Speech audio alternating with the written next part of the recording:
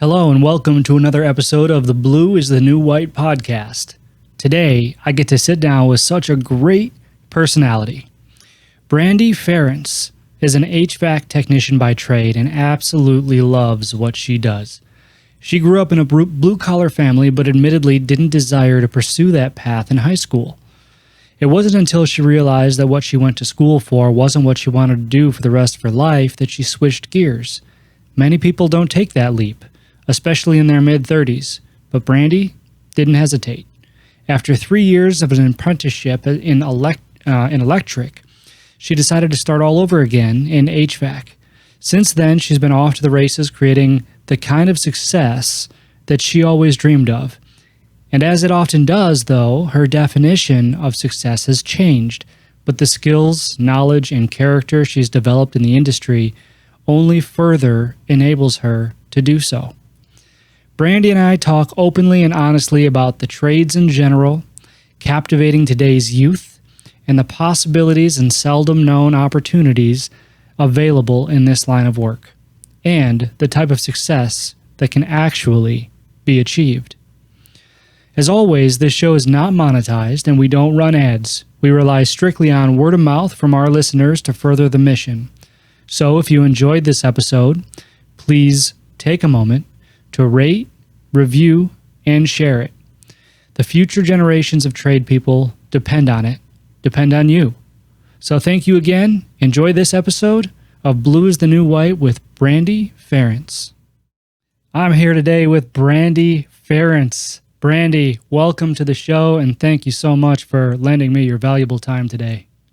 Yeah, thanks. It's great to be here. Thanks for having me. Absolutely. I'm excited to dive into our discussion today a little bit. I had a chance to look at your Instagram and your social media stuff, and you're a very colorful person, and I'm excited to bring that to the show.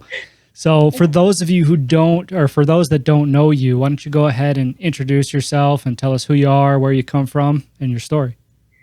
Yeah, so my name is Brandi, and originally I'm from Windsor, Ontario. I'm 47 years old, and I currently live in the Newmarket area, which is outside of Toronto, for anyone that's not in Canada. And I'm an HVAC mechanic, and I have been for about 13 years now. I've been on the tools for about 15, and I recently just made a job change, so I'm currently working at a local hospital as an HVAC technician. So, yeah. Oh, wow. That is awesome. And I'm excited to hear about how that came to be. So, Yeah. we talk a lot about, what it was like for all of us in high school. I talk a lot about what it was like for me in high school. And we all usually collaborate on the collective disagreements that we have with our guidance counselors. But I'm curious, was this always your plan? Do you have family in the industry? Oh, yeah. Yeah. Every little girl wakes up one day and says, I'm going to be a refrigeration mechanic and a gas fitter.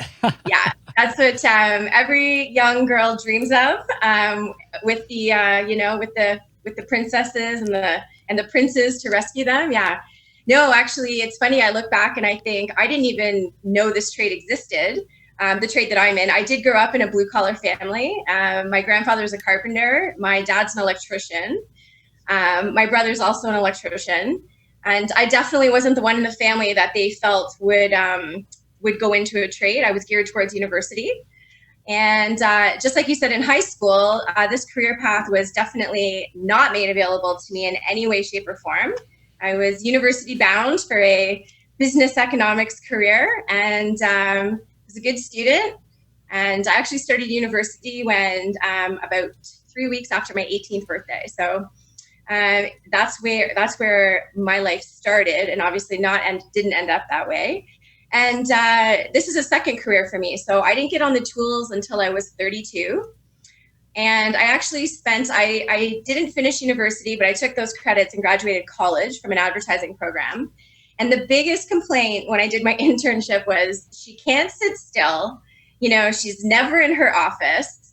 And that was really how I felt, and maybe they call it like ADD. I don't know, but it never felt right to me. So actually I bounced around for about 10 years and, worked in a bar like a lot of people do, and just trying to figure out what I wanted to do. And finally I thought to myself, all my male friends are in trades. My dad's a tradesperson. They love their jobs. Every day is different.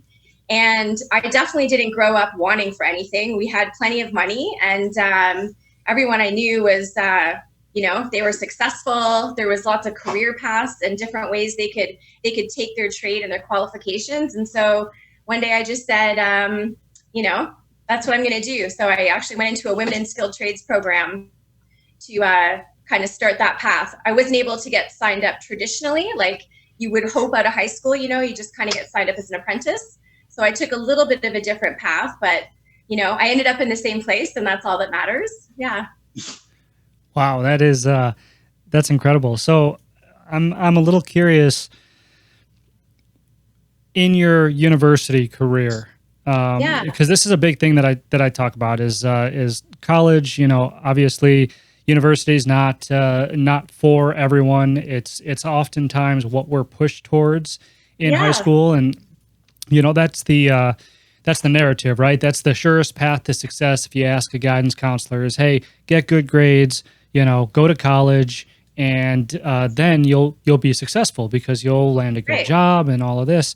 So what did that kind of look like for you? I mean, why the switch from the university to the college, and how did that kind of go? Yeah, well, for me, I started university really young, and I think my parents, I was the first person in my family to go to university. So they were pretty stoked about that, and therefore a little bit more adamant that this is the path you're going to take. But really, I mean, who really knows what they want to do for a living when they're 18? Even these days, and for those that do, all the more power to them. But I really had no idea. But like a lot of families, they were hesitant to say, take a few months off, figure out what you want to do. You always worry, right? Too much time on your hands, But sorry, that's Lola. So I just kind of decided I finished at least, they spent the money. So I finished with my credits. I got a diploma.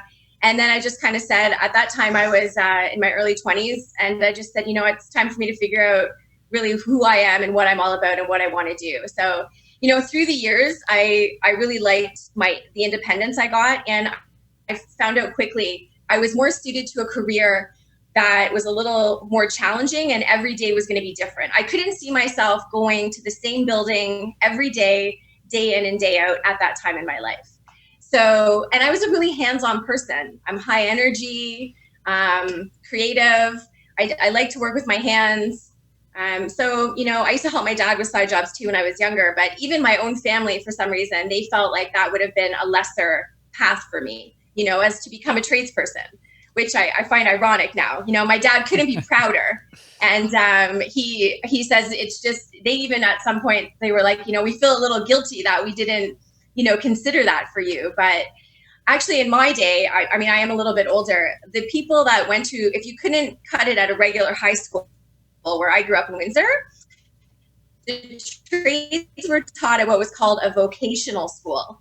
And it was kind of the lesser avenue. It was like you weren't smart enough, so therefore you're going to be a tradesperson, which now I find unbelievable, because you have to be super smart to be a really good journeyman. I mean, there's so much going on in the trades. There's so much to learn. I mean, my trade is a combination of math, chemistry, you name it, it's all there. All the subjects I hated in high school, I use that every single day in my job. Yeah. And I love it because it applies to real life now, right? Yeah. But I mean, you certainly can't be a high school dropout and do this job. You have to be on your game every day. So, and the pay reflects that, right? You're handsomely compensated for using your mind as well as your hands every day. Yeah. Absolutely. Absolutely. I couldn't agree more with that statement. And I've heard that before too, the programs that kids were pushed towards because they weren't smart enough for college, industrial arts, vocational, whatever it may be, and I think, you had mentioned that even, even your parents didn't really push you down the trades route, even though they were in the trades. Yeah. I think that's almost a common narrative too, because at one point in time, the trades didn't pay as well. At one point in time, the trades weren't as safe as they are today, and so I think at one point it was sound, practical advice to give to kids. Hey, go to college, get a degree. You know, we're talking 70s and 80s and stuff like that. But, you know, through the shift, you know, of when colleges became that measure, the degree became that measure, you know, and everybody was pushed towards that direction. The shortage of tradespeople then at that point, you know, created a higher demand for the work, you know, and then the cultural shift of what the trades were to what the trades are definitely is like night and day, right? I mean, you're living proof of the evolution of the trades being a woman in the trades, right? Because typically it's a male dominant industry. We all know that, and we're starting to see the tides kind of turn in that aspect, which is great, right? Because when we talk about a skills gap like we're seeing, I mean, just plainly put, we'd be stupid to leave out 50% of the entire population, right? Exactly. You know, exactly. Yeah. So, so I just think that's really interesting, and you know, above and beyond that too, though, we know what people can make in the trades now. We see that, thankfully, we see it everywhere. It's a good draw, right? It's a good hook to get people interested in this line of work. But then the thing that gets them to stay is what I'm interested in, you know, and I write about this in my book about how, you know, it develops you as a person. It really defines your character because of the work ethic that you need, because of the tenacity that you need, you know, and I think that that's especially true being a woman in the trades, right? Because there's adversities that you're having to face or had to face that maybe male counterparts never did, you know. So it really is, I believe, incredibly developmental. And where I'm going with this, I guess, what I want to ask you is, number one, what is the biggest challenge that you've faced as a woman entering this industry, and how has it developed you as a person? Yeah, there's definitely been several challenges. I mean, some of them are the obvious, right? I think the unfortunate thing is, like, the first big job site I worked on was a construction site for a hotel. Would have been 300 guys and me.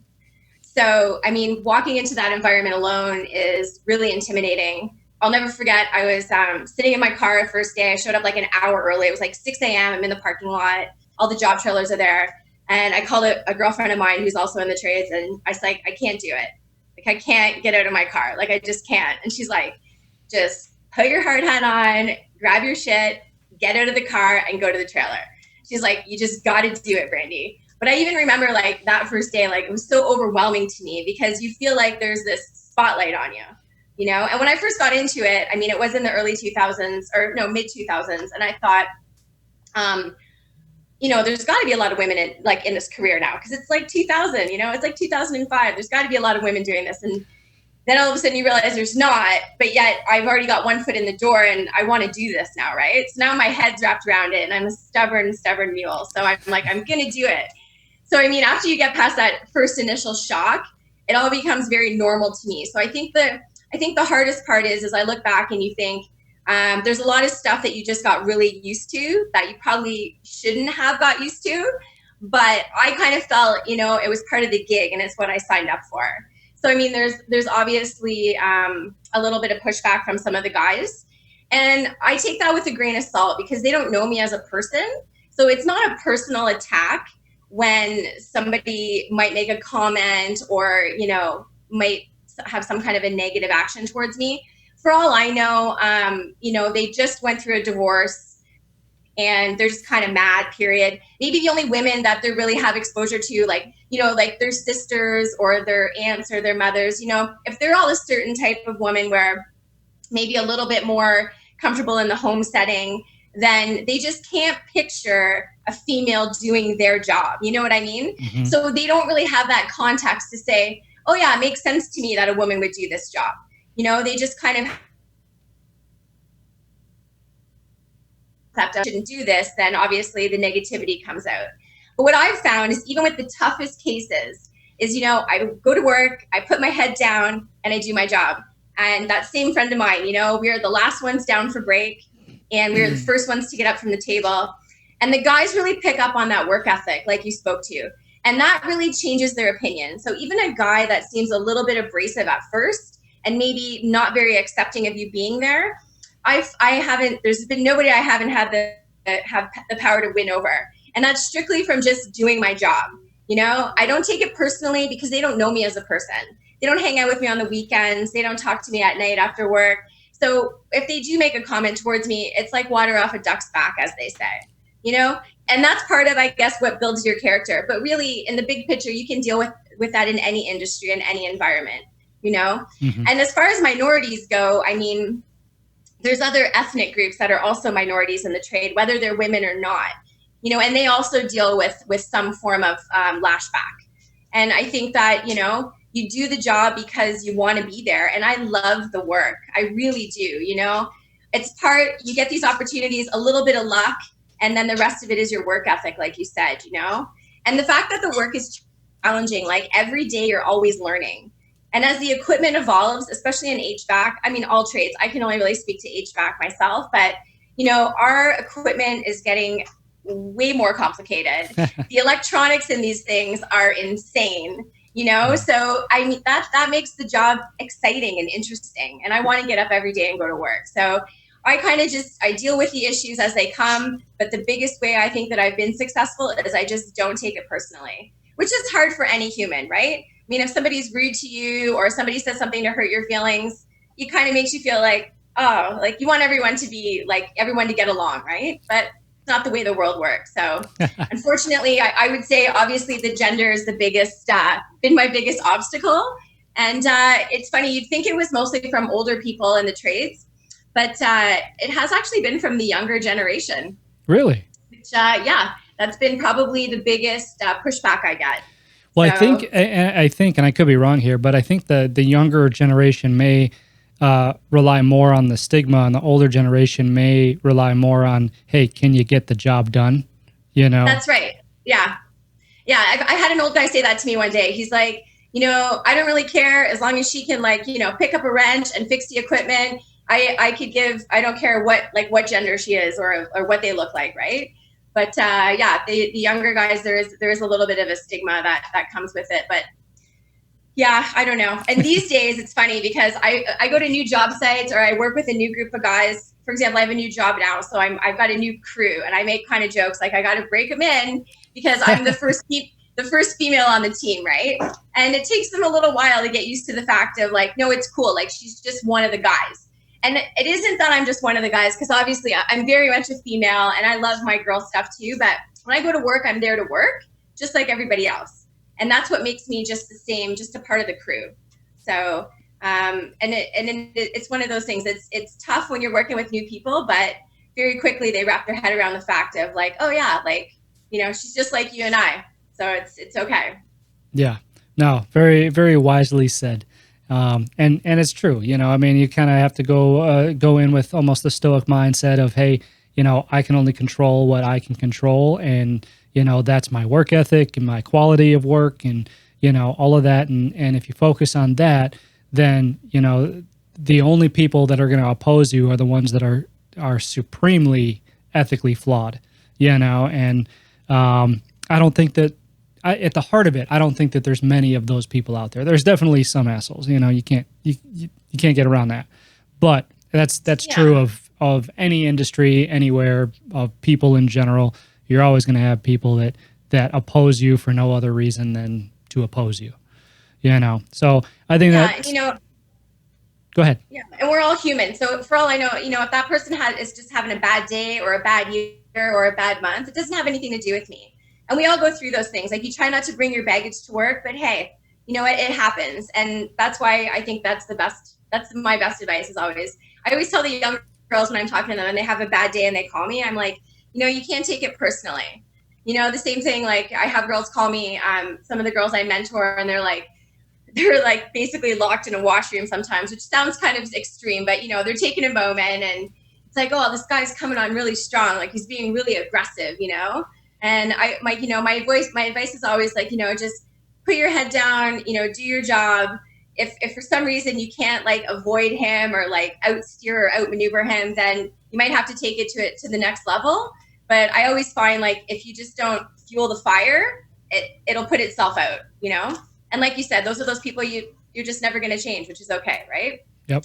Yeah. Good advice. Really good advice. So I'm curious, this trade in particular, HVAC, you know, what made you choose HVAC over any other trade that you could have done?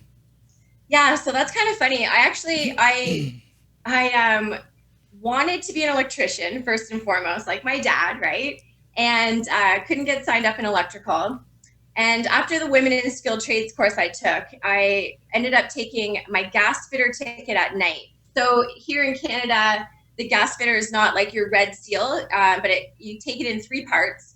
So at night, I worked all day, and then I went to school 3 days a week at night, and I got my gas fitter 3 ticket. And out of that, again, this girlfriend of mine who was pivotal in all of this, Vicky, she said to me, if you get your gas ticket, you'll get your foot in the door. So couldn't get signed up in anything. Obviously, I quickly found out the female card was definitely working against me. You know, you have no experience, this and that. But with the gas fitter, I ended up getting signed up as a plumber. So I was actually signed as a plumbing apprentice first. And I did 3 years plumbing. And I was actually ready to stick with plumbing. And then I competed at Skills Canada for my gas fitter ticket and did okay. And so I got a call from a recruiter at Johnson Controls, and they offered me an HVAC apprenticeship. So that would mean I was a 3rd-year apprentice in plumbing. I'd be starting my apprenticeship basically all over again because it's a new trade, right? And it was funny. I talked to my dad, and my dad had always said to me, he's like, HVAC's the way to go. Like, he goes, if I could do it all over again, if I was going to do a trade, he goes, I would have picked HVAC. He says, you know, basically everyone needs heating and cooling, whether it's for a commercial industrial aspect like a process, or whether it's for residential. It's kind of one of those trades that's virtually recession proof, is how my dad put it to me.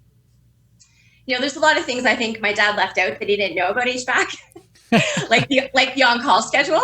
But anyway, when I got the call from Johnson Controls, I weighed my options, and I'll never forget my foreman at the plumbing company, who was amazing, Teddy. He said to me, I said, I don't know, like, I really like working here. I like this company. And I was doing construction, not service. And I loved construction. And Teddy said to me, you know, Brandi, you work a long time. Like, you hope to live a long life, and you spend a lot of time at work, and you really want to love what you do. And he says, like, look ahead like 20 years and just ask yourself where you want to be, right? And I thought that was great advice. And I was like, you know what? Like, what's 3 years? Like, what's starting all over again? You know, who cares? So I took the leap, and I decided I was going to start another trade. And yeah, that was kind of the decision. Was a lot of it came from my dad, which made a lot of sense. I can't lie. I did look at the pay scale, and HVAC made a little bit more money. So yeah, and my foreman's advice, and I looked ahead and I thought, yeah, I can see myself being more challenged. And HVAC was a little bit of everything. Like, I still do a little bit of plumbing in a sense, like I do piping. I do a lot of electrical. My trade's heavy into electrical, especially troubleshooting. You've got to be pretty good with that. And then there's the refrigeration side of it, right, where the chemistry comes into it. So I thought to myself, you know, this is a trade where it's going to be mentally stimulating. I'm never going to be out of a job. So I spend the extra few years starting all over again, but the job security is always going to be there. And then moving forward, there was so many different career paths I could take as I grew older if the body didn't want to work on the tools anymore. So, you know, that's kind of, I guess there was a few driving factors there, but, you know, looking back, 13 years now, going on 14 for HVAC. And yeah, I'm super happy I made that change. Like, you know, back then I was in my mid 30s, and I was like, oh my God, like, I'm so old. Like, I don't want to start all over again. And now I think to myself, like, I'm not even halfway. I'm just getting near like the halfway point of life. So I'm glad that I made the change. It's an amazing trade. Yeah, I would agree. You know, my background isn't in HVAC, but my company does HVAC and refrigeration, strictly commercial, no residential. But, you know, I see what goes into it on a daily basis, and it's unbelievable. You know, one of the things that I wanted to do, or I still want to do rather, but I thought, we talk about practical application. We talk about, you know, kids in high school not really knowing what trades are, because not that they're outwardly bashed, but, you know, they're just usually not talked about. You know, right. I didn't know what HVAC was in high school. I didn't, you know, yeah. And a simple thing in my mind would be to incorporate, the science of it, the physics of it into common courses. It wouldn't cost any more money except for, Absolutely. curriculum. But like, right, the theory of refrigeration could be Oh yeah. in science class. I mean, all the way down to like grade 4, 5, 6. I mean, we could be learning this stuff just as, just for practical knowledge at a young age. And then it would expose the kids a little bit more to the possibilities that exist, should they choose to go down that road. And the other cool part about HVAC, cool, challenging, no pun intended. cool. Yes. There you go. I meant to do that.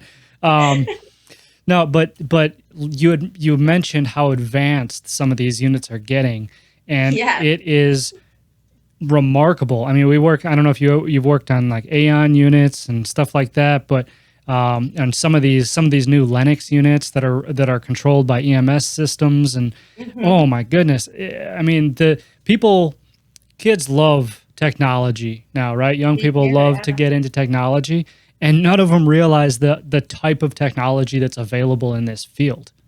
Yeah. Yeah. It's amazing. It's amazing too, because you just go through the troubleshooting of it, and basically you could almost even throw in an electronics course for like, where you're learning how to really troubleshoot those circuit boards and stuff like that better. I mean, a lot of times you're like, I don't know, I think it's the board, but it's like half the time now these units have like, they could have 10 or 15 boards on them on these big units. And it's like, yeah, the troubleshooting process has just gotten to be insane. And I can tell you one thing, I mean, even though it wasn't an option for me, I steered away from the sciences, not because I was a woman, but just because they did not interest me. I had no use for like beakers and Bunsen burners. I'm like, whatever. I look back now, and what you just said really speaks to me. Like, I grew up in Windsor, Ontario, and it is disgustingly hot and humid there in the summer. It's it is like the hottest place probably in Ontario, and the humidity is outrageous. If I was sitting in class as in high school, and in chemistry, we were learning about the refrigeration process and how that works, like to bring cooling into the building where you're sitting when it's July, and it's like 106 degrees outside, I would have completely been interested in that, because it's practical. And I think that's really, there's a real world application for it.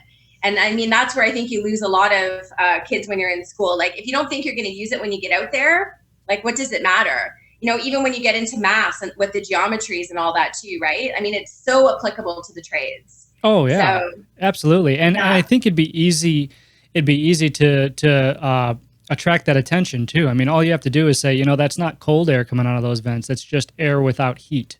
And, that's right. And then it's like, exactly. Yeah. And so I think that there's definitely opportunity there. It's cool. You had mentioned you were in Skills Canada. I just spoke with I don't know if you know Jennifer Green. But I just spoke with her literally like 2 hours ago. She was another podcast I had today. So I just thought that was funny. A funny coincidence there. Yeah, that is. Yeah.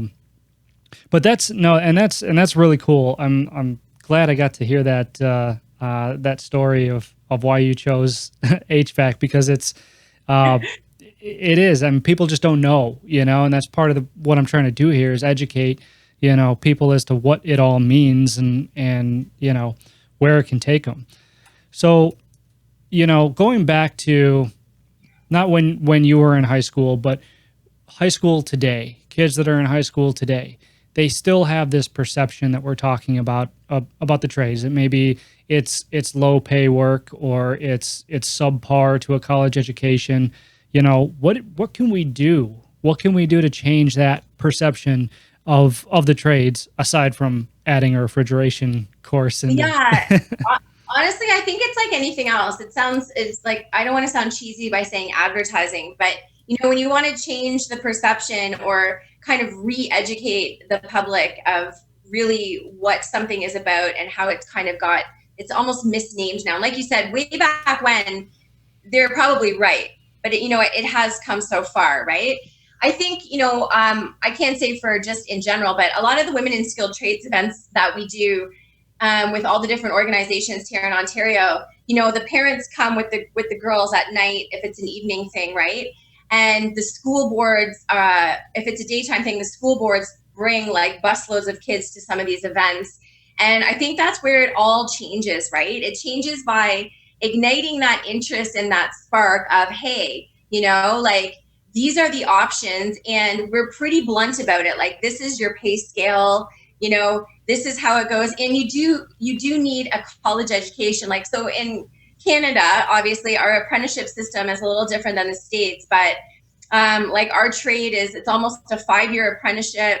You have to go to college 3 different times. So it's like you what do they say it? You earn while you learn. So you get paid to learn, right?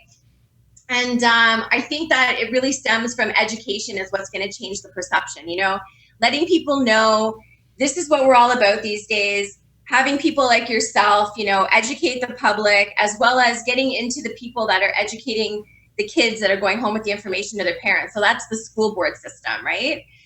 And even, what is it in Ontario? There's, it's not OEAP. There's like the Apprenticeship for Ontario or something. They just did a big campaign a couple years ago. I think maybe just about a year ago now. I was actually part of that. And they did all these like big bus ads and stuff like that, where they featured tradespeople, like real tradespeople. And they kind of had little catchy slogans. And it was like, for more information, like go here to this website type of thing, right?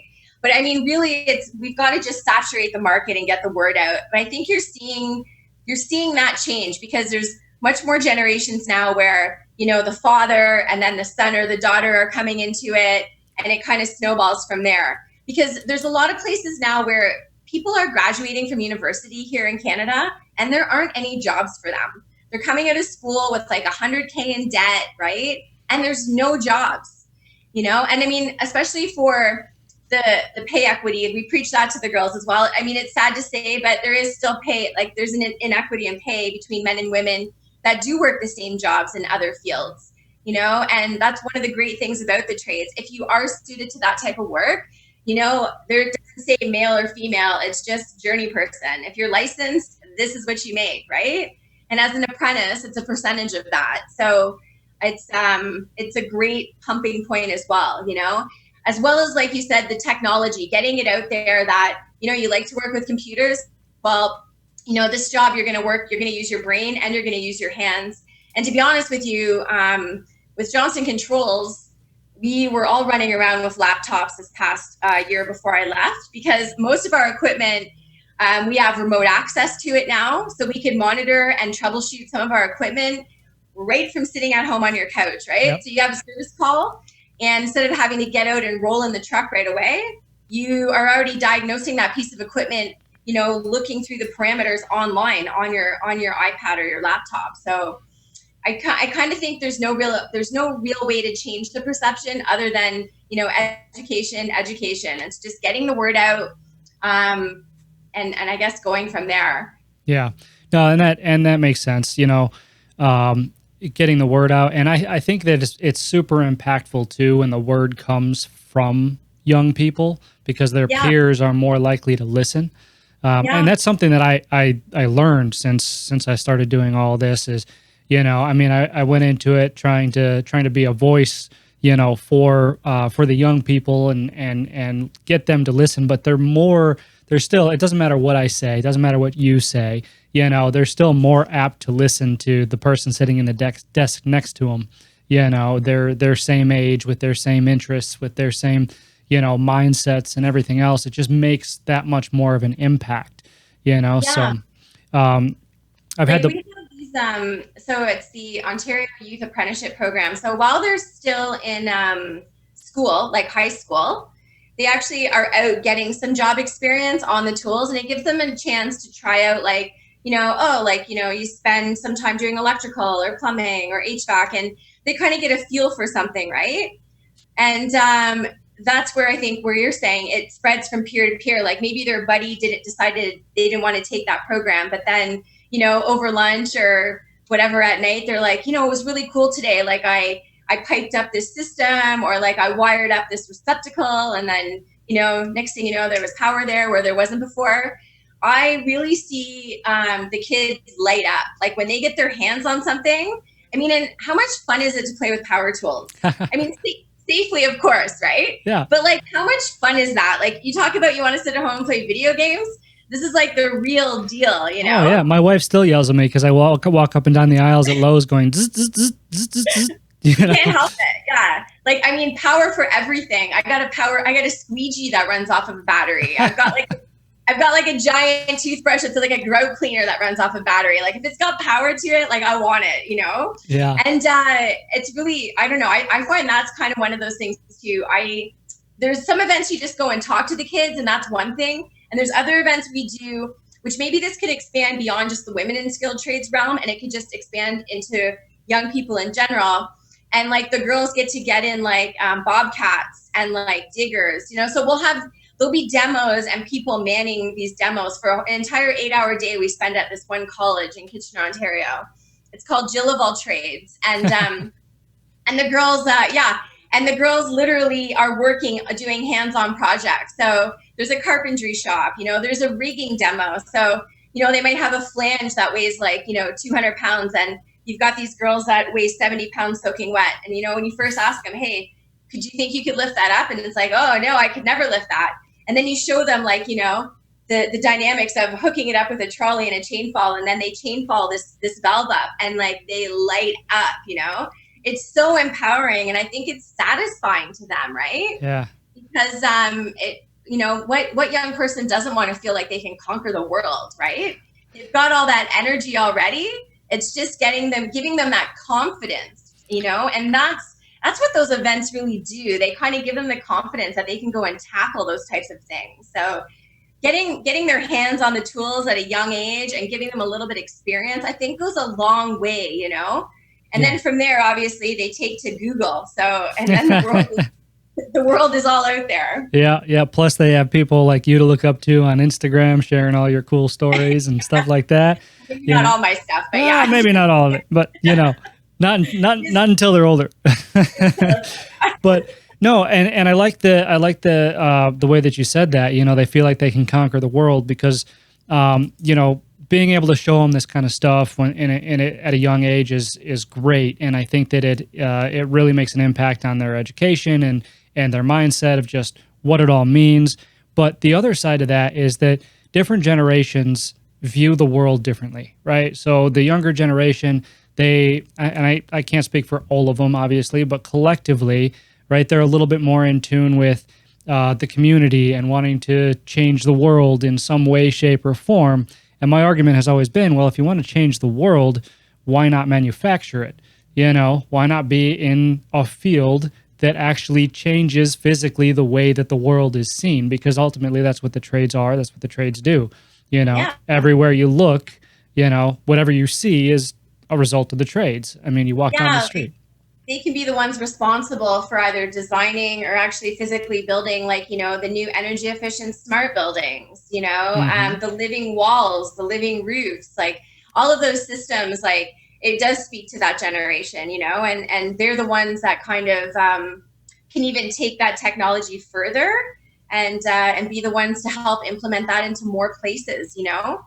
It's a great idea just to kind of speak to what really drives them. They are definitely they're a new generation of activists, really, which is, it's needed at this time. Yeah. Yeah, absolutely. Have you ever heard of interplay learning? Do you know what interplay is?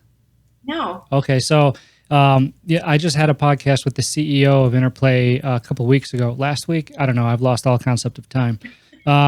But they have developed a simulation learning, a virtual reality learning for HVAC technicians.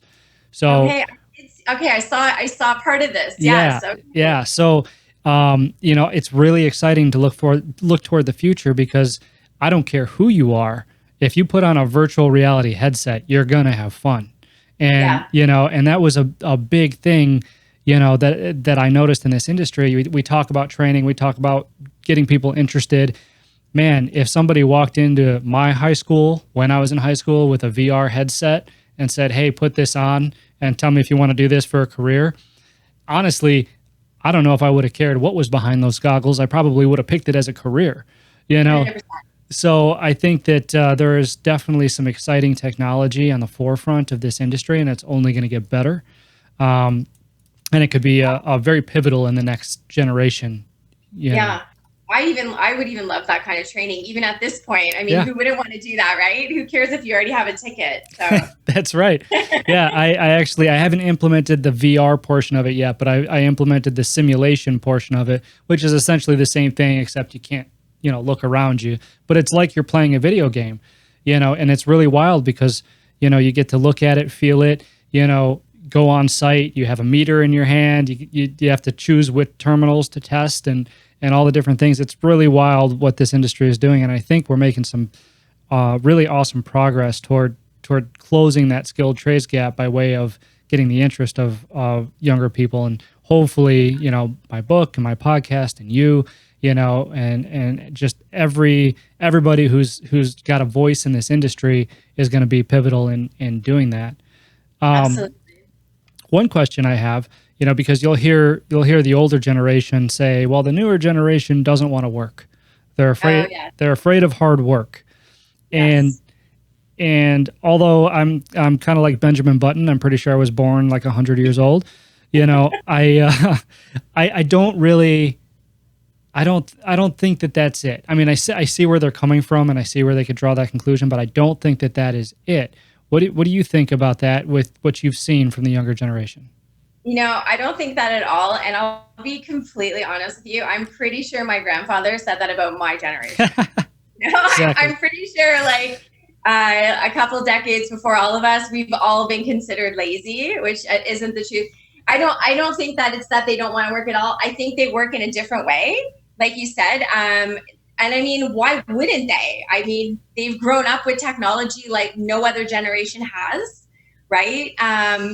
And they're growing up in a different world than we have, So I think that that's not true. And I do know a lot of younger people that because I go to these events, these women in skilled trades events, and I don't think that's true that they don't want to work. I believe they do want to work.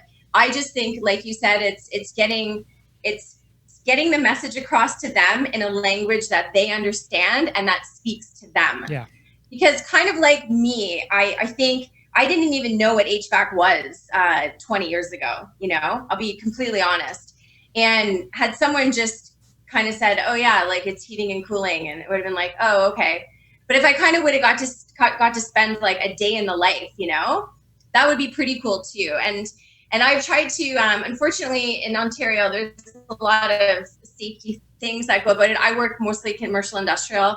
I work on a lot of sites that require special training even to get into the site.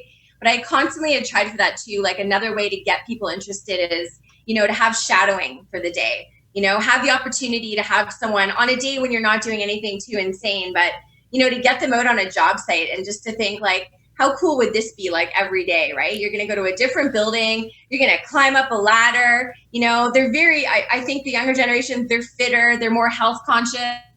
With a career like this, you really don't need a gym membership. You're active all day long, Yeah. And it's fun. I mean, I spent the last half of my career in mechanical rooms, mostly on chillers, but the first half, like I was climbing up and down ship ladders all day, roping stuff up the side of a building, putting a harness on.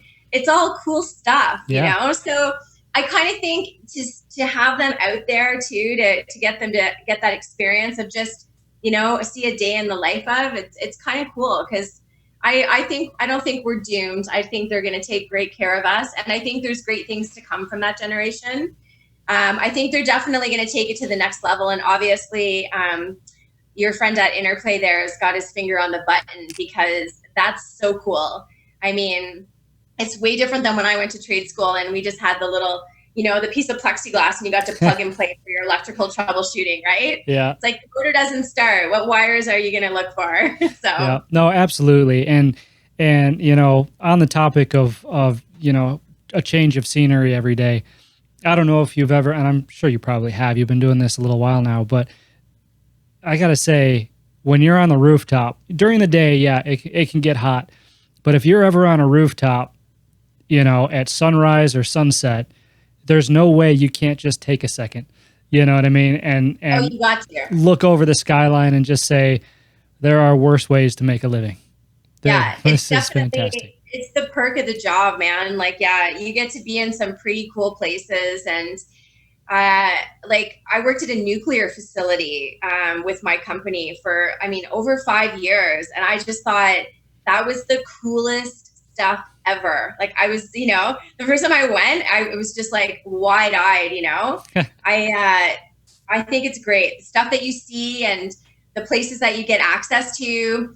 I mean, sometimes you're working, I worked at a stadium, like, you know, concerts are being set up. So all the roadies are there putting together all the staging, and you're going up to make sure all the air handlers are working. Hockey games or sporting events, again, you're there making sure everything is working. We would do full load tests, you know, and there would be concerts going on. So, hey, you get to see a No Doubt concert for free or whatever. Like, cool. I'm riding up and down in the elevator with people from Cirque du Soleil, you know? And then you go home at night and you're like, yeah, I got paid to do that. Oh yeah, you know, that's awesome. And tradespeople have those types of stories all the time. Like, you know, out here in Arizona, you know, we take care of all the stadiums. So my guys are always, you know, when there's actually baseball going on. Now I guess there is baseball going on. But the world is normal. Yeah, right. Yeah, they get to watch be at the game. You're working at the stadium. GoDaddy, you know, they have their big annual Christmas party or holiday party, whatever, out here, and they contracted us to go there, so you know, they get to see all the cool stuff that they do. And then one particular story in particular stands out. Do you know what Phantom Ranch is? No. So Phantom Ranch is the only resort that is at the bottom of the Grand Canyon, and so and they're booked out years in advance. Like, you can't get a reservation at this place. I think they recently switched to a raffle system, so to allow more people to do it. But we had to, they actually had to bring us out there to fix a griddle at this place, and we had two choices to get down. You could either go down on a mule down the Grand Canyon, or they had to helicopter you in. I fought so hard to have them helicopter us in, because I mean, why not, right? You know, how cool would it be if I got a picture of a Windy City technician rappelling out of a helicopter, you know, to save the day? But you know, they didn't want to they didn't want to splurge on that, so we got to ride the mule down. But it was still an awesome experience for the tech that I sent, because it's kind of a once in a lifetime thing, right? And you know, they offered them a room and this and that. But these are the types of things that are, you know, that happen in the trades that I think people just they don't know, you know. It really is, like, to me, it's an all access pass, man, for life. Like, what I've learned, it's I've got a little place on the water up north here, and you know, I'm fully independent. And it's not just that I know HVAC, it's I have the ability now, and my mind works in that way where I'm not really afraid to open up or tackle anything. You know, I'm comfortable working with tools. I'm comfortable just trying to figure something out on my own, you know? So, I mean, it's just having that knowledge. Even, I'm not a car mechanic, but I know when something's wrong, like if a bearing's gone on my tires, it's like, I don't feel so helpless and at that, you know, like I'm going to be taken advantage of anywhere. You know, I've got the knowledge, I've got the experience behind me that I can have an educated conversation with people, right? Yep. And I think I always say that it's a life skill. Lola.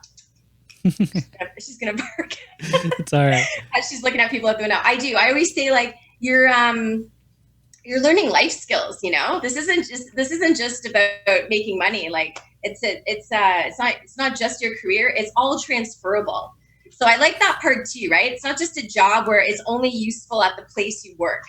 It's useful in everyday life, and I think that's amazing. Oh, so. Absolutely. Troubleshooting, communication skills, you know, conflict resolution. It's all helped me in my personal life, you know, communicating with my resolution, very important. Yes. Yeah. Oh, absolutely. You know, I mean, communicating with my kids and my wife. I mean, as crazy as it sounds, my experience in the trades have helped me improve that, you know, in my personal life. And thank God too, because, you know, I don't know where I'd be without that. But no, that's great. And look, I know we've been talking for almost an hour now, so I want to get to the point in the podcast that I like to make, and what this whole thing is about, right? And Yeah. what that is that there are an infinite number of definitions of success. And that's my thing, is that, we're pushing, oftentimes we're pushing young people toward a definition of success that we, the educators, we, the parents, or we, the influencers, deem a success. But seldom do we stop and let them figure it out for themselves and live their own definition of success. I feel like the skilled trades are a great way to do that, a great way to get experience and learning and understanding what you want to do the rest of your life, rather than pick something off a sheet of paper and be stuck with that for the rest of your life. So my question for you is, personally, how do you define success? What does it mean to you, and how are the skilled trades helping you to achieve it? Well, for me, my definition of success has definitely changed through the years. It's never just been stagnant. But the one thing that's been consistent is, you're right. The skilled trades have always answered that question for me. When I started in the trades, my definition of success would have been, I wanted to be, financially independent, and I wanted to have a secure career, and it gave me that, Then I moved into, my definition of success would have been to just be immersed in my job and have something where I'm always being, stimulated and challenged. That was success to me. And to work at a place where I felt like I had that opportunity for growth, and to have a chance to work on some really great equipment, which, when I made the move into, I've kind of moved through a couple branches at Johnson Controls.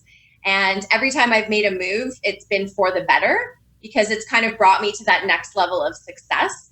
And as odd as it sounds to say now, my definition of success today is just to have, to be happy, and to have that work-life balance where I feel like I've earned the right to be happy now, and that's why I made my last career change about 2 weeks ago. Not my last one, I shouldn't say, but my most recent. And it wasn't a financially driven move.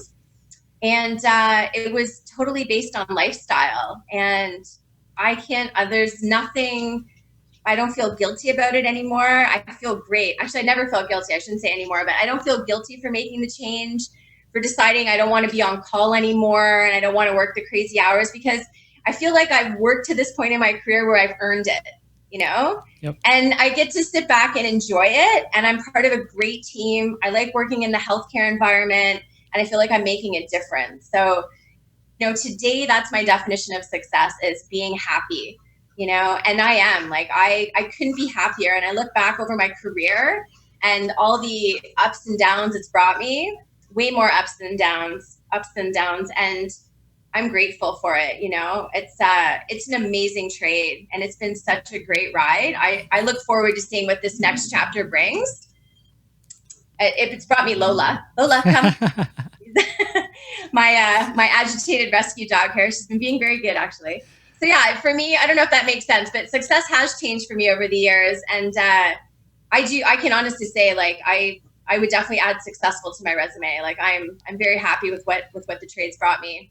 So that's awesome. And thank you, Brandi. You're awesome. I mean, really, this is fantastic, and this is the kind of stuff that people honestly need to hear. And because they have to, not because we want them to hear it, but because they have to hear it. At least to make an educated decision for their own futures. So.